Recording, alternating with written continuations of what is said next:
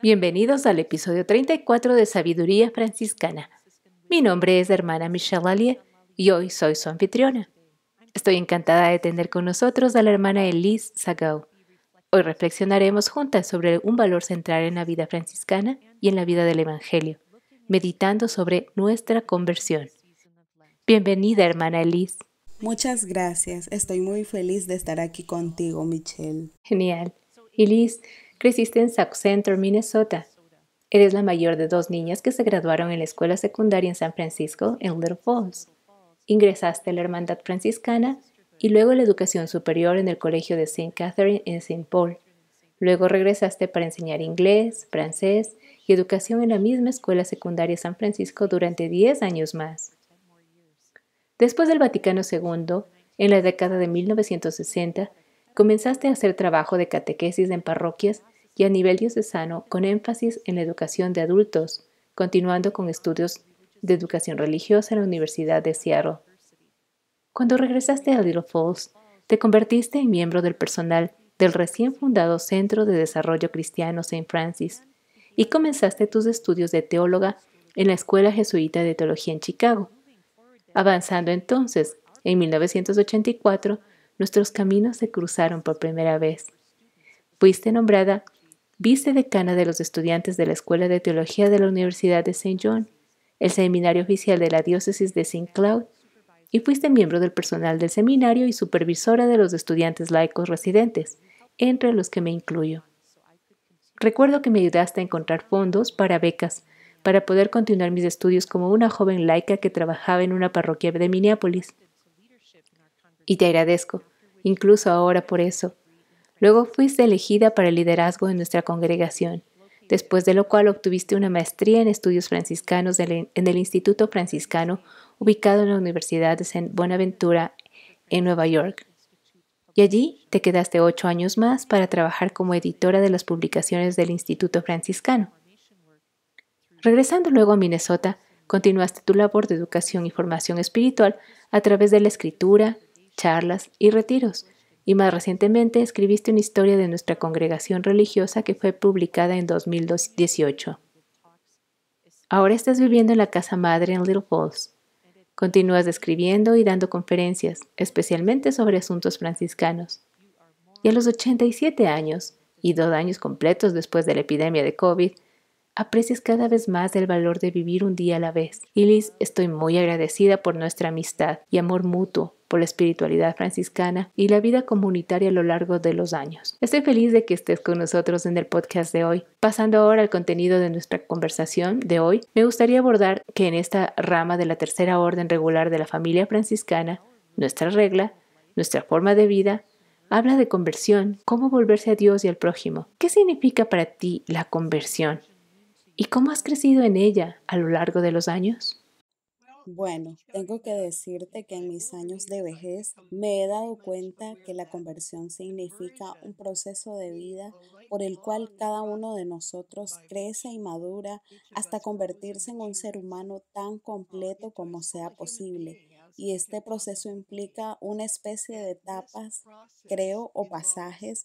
Es muy paralelo, lo que yo llamaría paralelos de conversión, y tal vez se mezcle con nuestro ser espiritual, psicológico y físico, esos momentos en nuestra vida donde de alguna manera u otra nos movemos a una etapa diferente. Y estos pasajes son esencialmente transformadores en nuestra vida. Cuando pasamos por una conversión o cuando pasamos por una nueva etapa de crecimiento personal, si se quiere, realmente significa que tenemos que dejar atrás lo que es familiar, lo que es cómodo y tenemos que pasar a lo desconocido. Y creo que eso es básicamente a menudo muy o un poco aterrador para la gente.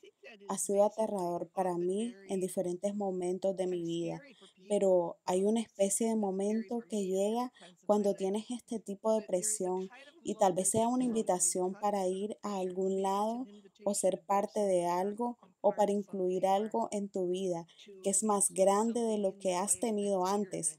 Y te asusta un poco porque no estás seguro de tener espacio para ello. Y a medida que lo miras, tú es solo al entrar en él que descubres que no solo tienes espacio para él, sino que te expande y te da más espacio para moverte, más espacio para crecer. Y cada una de estas etapas te lleva a una nueva etapa de esta forma de vida mayor y más amplia. Y creo que todos los seres humanos tenemos que hacer esto. ¿Sabes? Esto no es solo una enseñanza cristiana o algo así. Todos los seres humanos pasamos por esto. Y nosotros que tenemos una forma religiosa de vivir y reflexionar sobre nuestra vida de una manera religiosa, creo que creemos que estos momentos transformadores nos llevan a convertirnos en la persona que Dios quiso desde el momento de nuestra creación. Siempre pienso que Dios no nos hizo completos al principio y decimos, Dios nos creó, pero Dios nos creó como posibilidad y esas posibilidades tienen que seguir cumpliéndose. De lo contrario, si no morimos físicamente, morimos internamente, ¿sabes?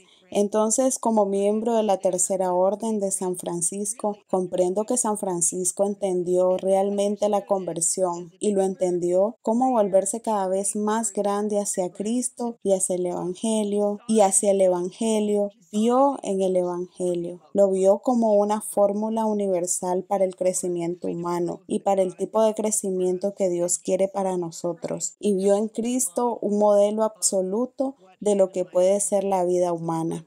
Y así quiso Cristo, y así quiso seguir a Cristo a través de las etapas de la vida, a una vida mayor. Así que él pasó por este proceso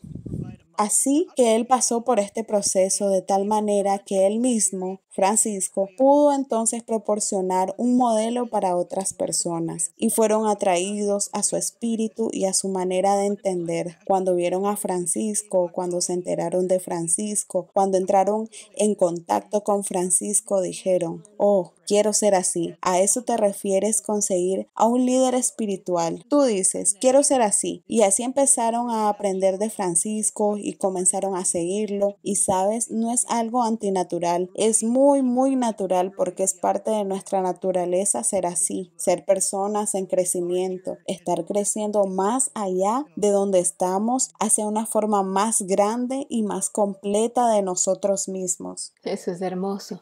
Simplemente traes a la mente algunas de las escrituras de esta inmensa realidad infinita de la creación que está surgiendo y aún desarrollándose. Una especie de vida mística tal vez en Dios que no es estática.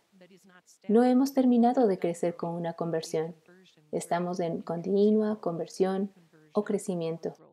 Exactamente, y no puedes ver el final. Bueno, ahora mismo pienso en los Juegos Olímpicos. Esas personas que están en los Juegos Olímpicos tienen un objetivo muy claro en su mente. Quieren llegar a este cierto punto, y para hacer eso tienen que hacer esto y lo otro, y tienes que lograr esto, y ellos tienen una visión completa de lo que es el logro, pero en la vida espiritual realmente no tenemos eso. Es una especie de misterio que se revela para nosotros. ¿Sabes a lo que me refiero? A veces tienes que adentrarte en estas cosas con cierta ceguera porque realmente no puedes ver qué es lo próximo o qué será lo siguiente o cómo te afectará eso. Que también sea que el producto final no sea una medalla de oro o algo así.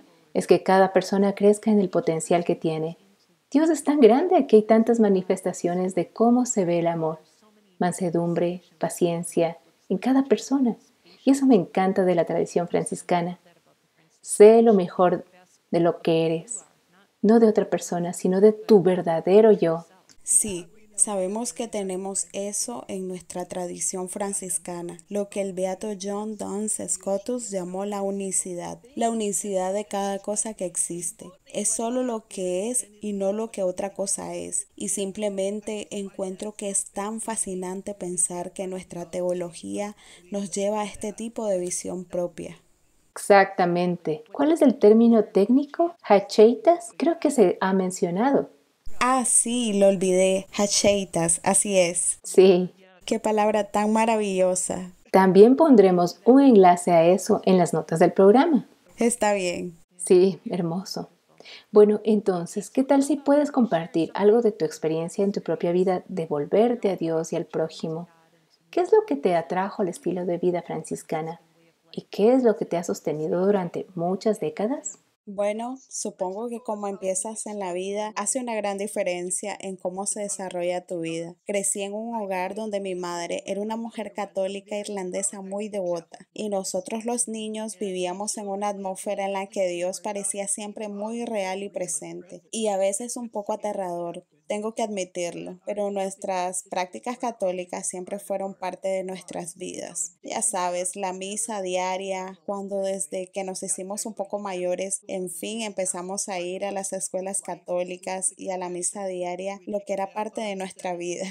Confesión semanal el sábado, nos bañábamos y nos confesábamos. Lo considerábamos la limpieza del fin de semana. El sábado por la noche íbamos a rezar el rosario con la comunidad y la iglesia. Participamos en otras formas de devoción de la iglesia, como la bendición del sábado por la noche y el Santísimo Sacramento, estaciones de la cruz durante la cuaresma, devociones hechas a María, oración al Sagrado Corazón. Quiero decir, todo es parte de nuestra vida diaria. Los niños íbamos a escuelas católicas. Asistí a la escuela secundaria San Francisco como estudiante interna cuando era estudiante de tercer año y cuando era joven me quedó claro que debía unirme a la congregación religiosa de las hermanas que eran mis maestras. Esto fue todo, no fue nada, ¿sabes a lo que me refiero?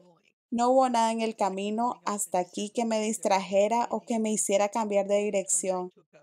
Siempre sentí que así fluía mi vida. Era como abrirse de cierta manera. Nunca hubo un momento en que diera un giro decidido hacia otra dirección ni nada por el estilo. Así que nunca tuve una experiencia de conversión como esa. Siempre fue más como, bueno, pienso en ello como una flor abriéndose o algo así. Algo que no había estado ahí antes. Gradualmente llegó a estar ahí y nunca supe realmente cómo sucedió. Y así, mientras nuestra vida comunitaria franciscana, aquí como hermanas franciscanas de Little Falls, ciertamente ha cambiado enormemente desde el Concilio Vaticano II. Siempre digo que entramos en una comunidad que vivía una especie de estilo de vida medieval y con 50 años evolucionamos hacia el siglo XX. Ahora eso es un gran tramo y es casi, cuando miro hacia atrás, se siente como si fuera casi un poco violento. Fue tan rápido y sin embargo, de alguna manera nosotras las hermanas nos sumergimos en él. Nos lo tomamos como patos en el agua. Parecía que nuestra comunidad estaba tan lista para algo así. Y entonces nosotras, los cambios del Vaticano II parecieron realmente animarnos en formas completamente nuevas. Estábamos realmente bastante preparadas para eso. ¿Podrías hablarnos más del Vaticano II para aquellos oyentes que tal vez no hayan oído hablar de esto? ¿O podrías simplemente contarlo brevemente para quienes no están realmente familiarizados con el concepto? Sí, bueno, cuando el Papa Juan XXIII se convirtió en Papa, era anciano. Decidió que la iglesia necesitaba una gran renovación. Se estaba poniendo muy desconcertado y convocó a los obispos de todo el mundo y los reunió en un gran concilio. Era una consola de reforma y durante 3 años estos obispos se reunieron en Roma e idearon grandes cambios creativos en la forma en que la iglesia se entendía a sí misma y cómo nosotros como miembros de la iglesia nos entendíamos a nosotros mismos y nuestro papel en el mundo. Y fue transformador para la iglesia, fue transformador para el pueblo cristiano católico y ciertamente fue transformador para las personas que se dedicaron a la vida religiosa, porque la vida religiosa cambió enormemente de una forma de vida muy enclaustrada y oculta a una forma muy abierta de salir al mundo entero para ser ministros y misioneros. Realmente fue muy transformador y muy extenso. Eso no te da demasiado. Realmente tienes que saber más de la historia de la iglesia, pero fue muy una especie de punto de ruptura.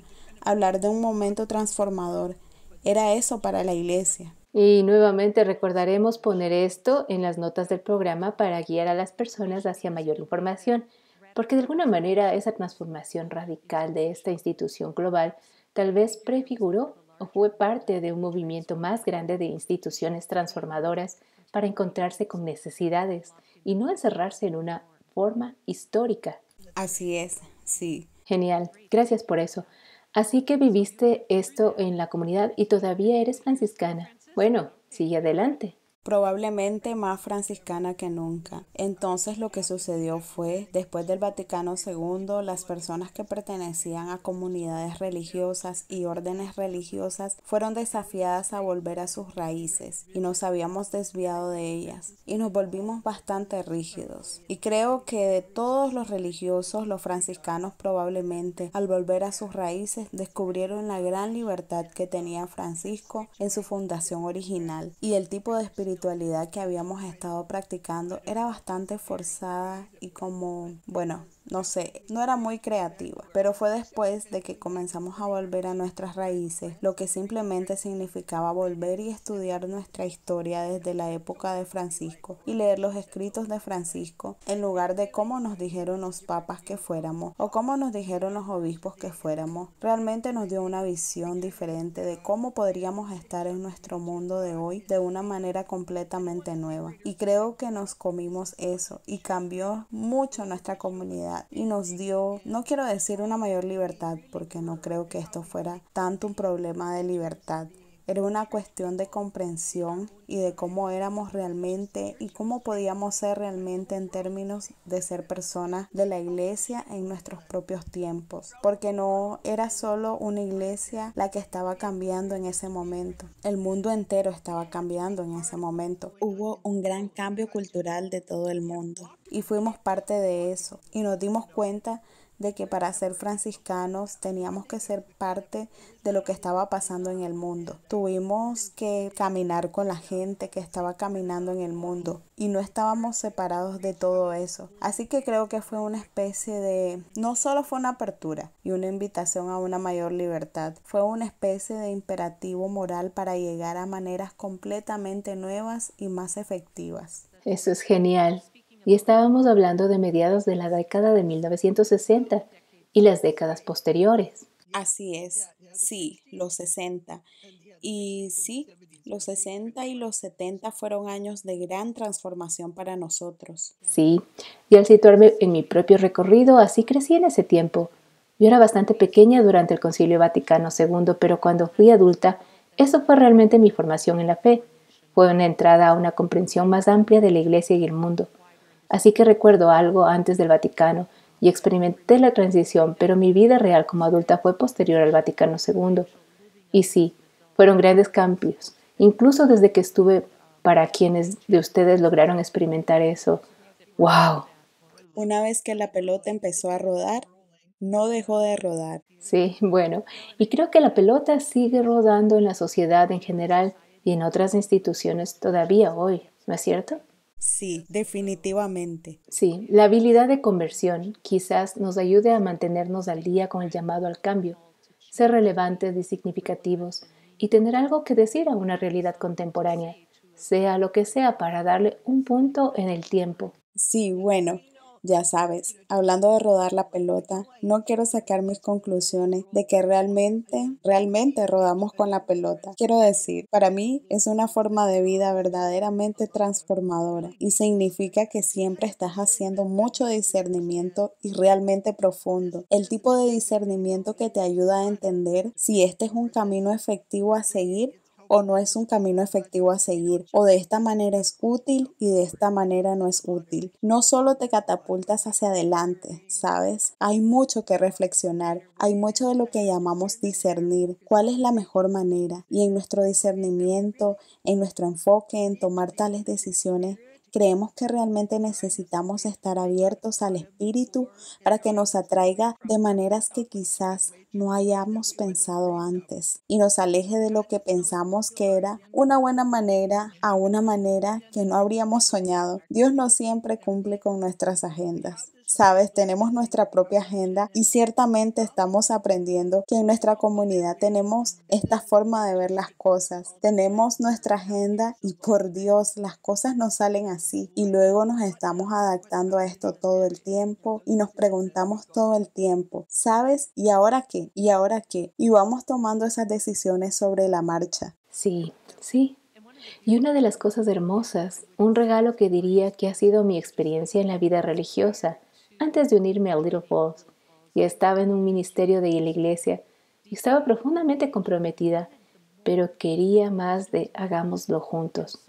Y así vi la capacidad que las comunidades religiosas, las comunidades de fe, aportan a un mundo más amplio. Estará relacionada en parte con la forma en que juntos discernimos o tomamos decisiones sabias o escuchamos el movimiento del espíritu, porque la sabiduría colectiva es mucho más profunda y completa que la sabiduría individual. Sí, es un principio de discernimiento que no disiernes por ti misma. Eso es imposible, simplemente no puedes, a menos que estés realmente o absolutamente en una isla desierta en alguna parte, pero no puedes discernir por ti misma. Necesitas la sabiduría de otros para ayudarte. Eso es genial. Bueno, sigamos moviéndonos aquí. Tú a lo largo de los años, como escuchamos un poco en la introducción, has servido y vivido en diferentes contextos. ¿Puedes compartir algo de lo que has hecho y cómo la perspectiva franciscana te ha ayudado con esto? Bueno, como que repasaste mi biografía, así que he hecho muchas cosas, principalmente educativas y administrativas, y siempre sentí que esa era mi forma de servir. Siempre he sentido que ser franciscana no es principalmente una cuestión de cómo uno sirve o en qué ministerio. Para mí es una cuestión de cómo se vive y creo que es esencial para nuestra vida, nuestra forma de vida de la Tercera Orden Franciscana regular. Tiene que ser una vida comunitaria centrada en el otro. Si ese otro es una hermana de su comunidad o un miembro de la sociedad más grande con quien uno está asociado, por cualquier razón o en cualquier contexto. Y creo que la visión franciscana es que el otro, sea quien sea, es un hermano o una hermana. Eso es tan fundamental para nuestra comprensión franciscana y no creo que ninguno de nosotros salga a servir o incluso vive en su día pensando como ser una hermana o un hermano para alguien hoy. O lo voy a hacer cuando conozca a alguien o cuando vaya y le sirva y digan voy a actuar como una hermana o un hermano. Nadie piensa de esa manera. Pero para nosotros simplemente es algo que cuando te estás formando en esta forma de vida, simplemente eres de esa manera.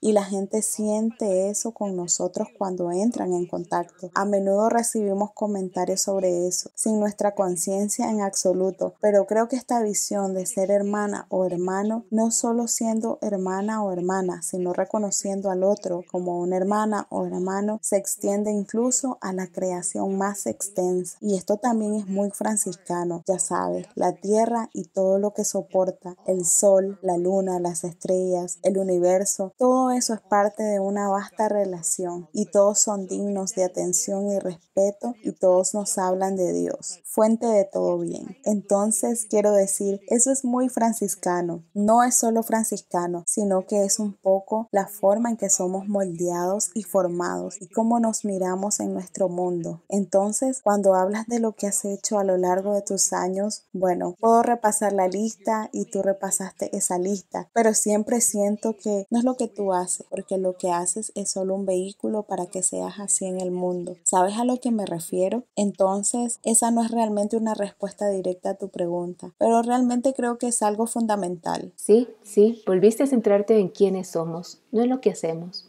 Y vivimos en una sociedad que puede convertirse, diría yo, en valorar a las personas según lo que hacen en lugar de su posición en la vida. Y nuestra opinión es nuestro valor. Tú te referiste a John Duns Scotus y su sentido del inmenso valor de cada elemento de cada ser humano. Cada elemento de la creación refleja o revela de una forma u otra a Dios y que los tratemos con ese respeto. Creo que la vida comunitaria me ayuda a ser fiel a eso. Lo creo, pero vivirlo es donde a veces se pone un poco difícil en la práctica. Sí, me doy cuenta que estoy sonando muy romántica aquí. Creo que Francisco era básicamente un romántico. Sí, estaría de acuerdo. Tú no vivas demasiado sin perder ese romanticismo en parte, porque no es fácil de hacer y no es simple de hacer y muchas veces fallamos en eso. ¿Sabes lo que quiero decir? Y la otra cosa es que al vivir en una sociedad como la nuestra, tenemos una tendencia muy fuerte a valorar a otras personas por su utilidad para nosotros o para la sociedad. Y cuando se vuelven inútiles en nuestra forma de pensar, como si están enfermos o ancianos o lo que sea, entonces pierden algo de su valor para nosotros. Creo que es una gran tragedia en nuestra sociedad porque esto simplemente no es apropiado en una comunidad cristiana de personas que valoramos a las personas por su utilidad. Es algo mucho más que eso. Sí, gracias por traer eso a la mente, porque eso es parte del todo en el que nosotros, todo el contexto en el que vivimos estos días, y tal vez eso es un poco cuando vuelves a Francisco, estás tan profundamente inspirada y llamada por el Evangelio y por el testimonio de vida de Jesús, que nos motiva a responder a esa belleza, a esa bondad y verdad para vivir en una manera similar, lo mejor que podamos. Tengo esta gran frase, lo mejor que puedas. Y eso es lo que hacemos. Compartimos eso, ese deseo de vivir lo mejor que podamos. Las buenas noticias. El Evangelio literalmente significa buenas noticias. Ciertamente nuestro mundo necesita buenas noticias en estos días. Sí, diría que sí. Sí, bueno, que pasamos entonces a un punto diferente aquí. Veamos la metanoia como un concepto central de conversión. ¿Puedes decirnos algo sobre lo que significa y tal vez cómo se veía en Francisco y Clara y en otras vidas franciscanas? Bueno, la palabra metanoia, por supuesto, es una palabra griega que significa dar la vuelta y usamos la palabra conversión. La conversión es un acto de darse la vuelta, yendo en una dirección diferente y para mí es el proceso de dejar el yo por el bien del otro. Quiero decir, si somos tan autodirigidos todo el tiempo, realmente necesitamos una conversión a la otra dirección, estando para el otro en lugar de estar tan centrado en ti mismo todo el tiempo. Creo que para Francisco, un gran momento dramático por eso, y hacemos de esto un evento icónico, es su encuentro con el leproso. Los leprosos eran tan repulsivos en su tiempo, estaban llenos de llagas, eran contagiosas y Francisco los evitaba tanto como le era posible cuando era joven. Y en el momento en que se acercó al leproso, abrazó al leproso y le dio una moneda y le dio un beso. Ese fue el momento en que Francisco y toda su vida cambió. Todo su sistema supo desde ese momento que cada persona, sin importar cuán poco atractivo o repelente era, un verdadero hermano o hermana y debía ser tratado en consecuencia. Debe ser querido, apreciado y cuidado. Y entonces se dio cuenta, al menos su biógrafo infiere que se dio cuenta que cuando veía al otro de esa manera, uno se estaba relacionando efectivamente con Jesucristo. Mm. Así que este Jesucristo es el hermano, es la hermana, y eso fue una especie de revelación para Francisco. Este fue el verdadero momento de su conversión, y después de eso esperaba que sus primeros seguidores vieran sus vidas de la misma manera y también se relacionaran con las personas de la misma manera. Esta era su noción de lo que, bueno, significa metanoia. Si pudiéramos mantener nuestros ojos, esa mirada contemplativa, viendo a ese hermano y hermana, y viendo el valor y viendo a Jesús, wow, ¿en qué mundo diferente estaríamos? Oh, sí, no sería así. Pero la buena noticia es que lo vislumbramos de vez en cuando.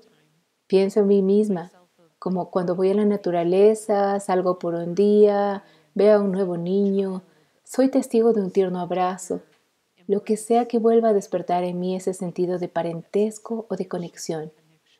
Bien, gracias. Entonces, ¿qué ves de Liz? Que los valores franciscanos o la espiritualidad franciscana puedan aportar en nuestra vida cotidiana y a nuestra realidad contemporánea más amplia. Bueno, para mí la forma franciscana de ver la vida, es decir, piénsalo, persistió durante más de 800 años. Francisco vivió en el siglo XIII, principios del siglo XIII, y este estilo de vida franciscano es como el Evangelio mismo, del cual toma su inspiración. Quiero decir, no somos una religión nueva, somos la religión cristiana. Es una forma de vivir la vida del Evangelio, ¿verdad? Ofrece a los seres humanos una forma significativa de ver la vida que se traduce en consecuencias prácticas cotidianas. Eso es lo que es una espiritualidad. Se necesita un gran concepto espiritual y se traduce en una forma en que podemos vivir. Y Francisco y su camino ha sido permanente durante 800 años.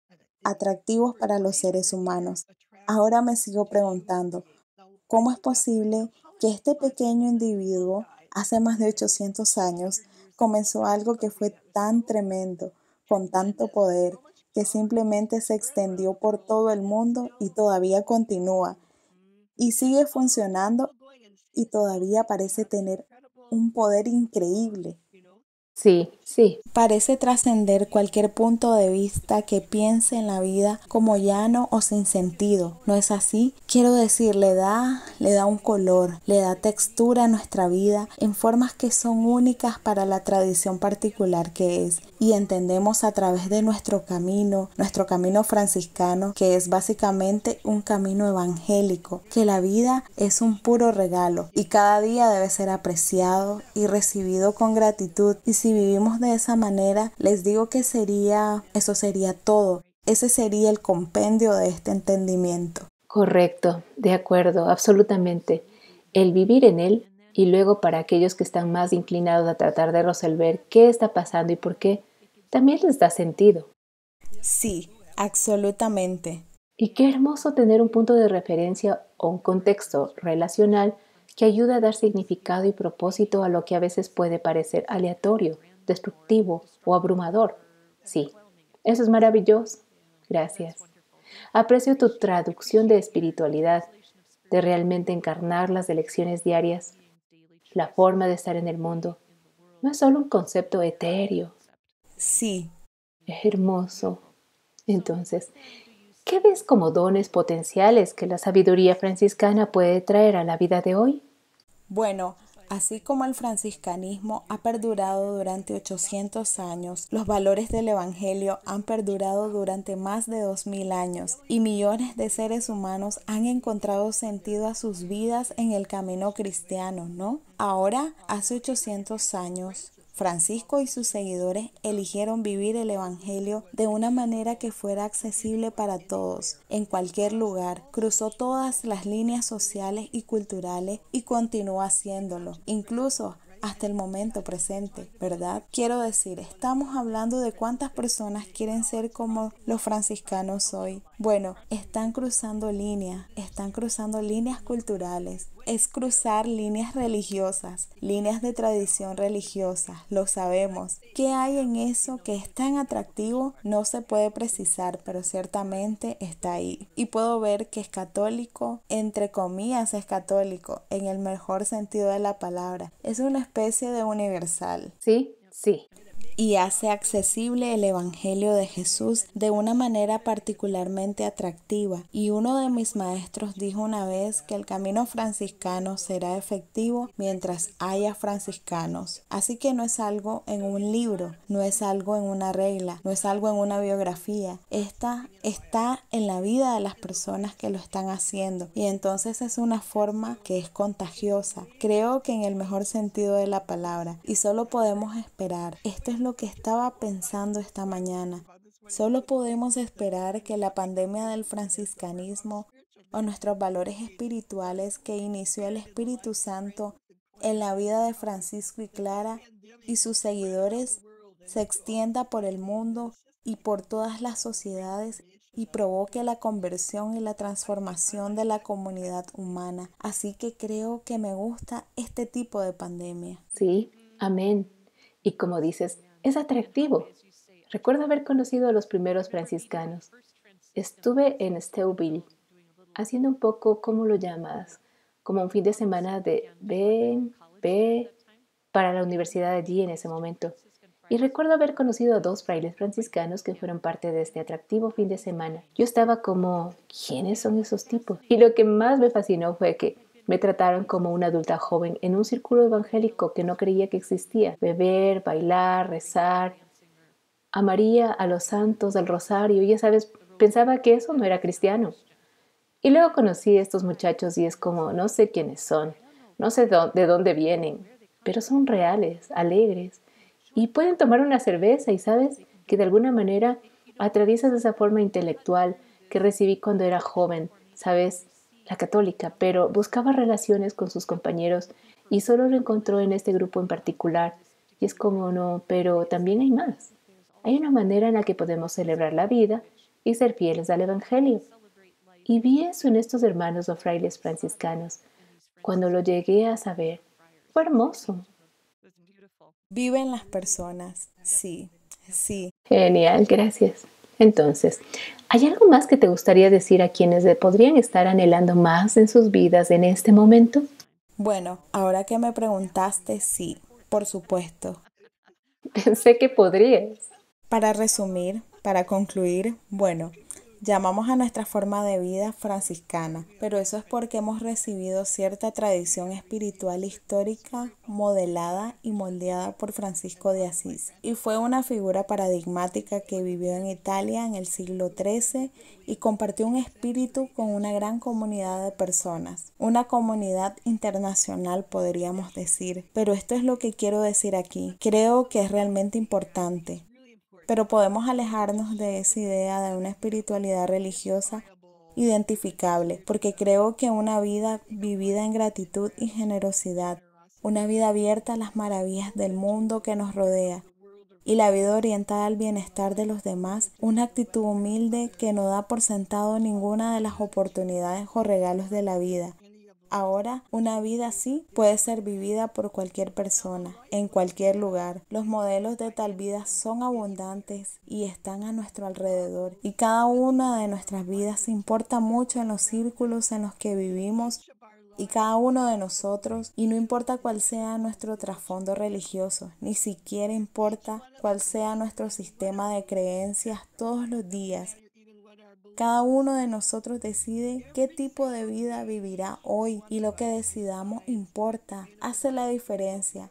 Y esa decisión hay que tomarla todos los días de nuestra vida. No es algo que decidimos una vez y ya está. Entonces hay un universalismo sobre esto y puedes ir a cualquier parte del mundo y puedes encontrar estos valores, y cuando los sistematizamos y los clasificamos bajo una categoría religiosa o una categoría espiritual, creo que eso es muy bueno y útil, pero no es exclusivo. ¿Sabes a lo que me refiero? Este no es solo un llamado a los cristianos católicos, este es un llamado a los seres humanos, y creo que de alguna manera en el centro de la forma de vida cristiana y en el centro de la forma de vida franciscana existe este llamado y mensaje para cualquier persona en cualquier lugar. Así que ese es mi tipo de resumen. Y escucho la convicción, el conocimiento, 87 años fuerte en desarrollo, como una flor que se abre de una manera muy natural y orgánica. Y solo te agradezco por ser hermana. Gracias por compartir tus ricas perspectivas y aprendizajes sobre la vida, sobre la vitalidad del Evangelio de ser hermana y hermano entre sí y con la creación. Nos has bendecido.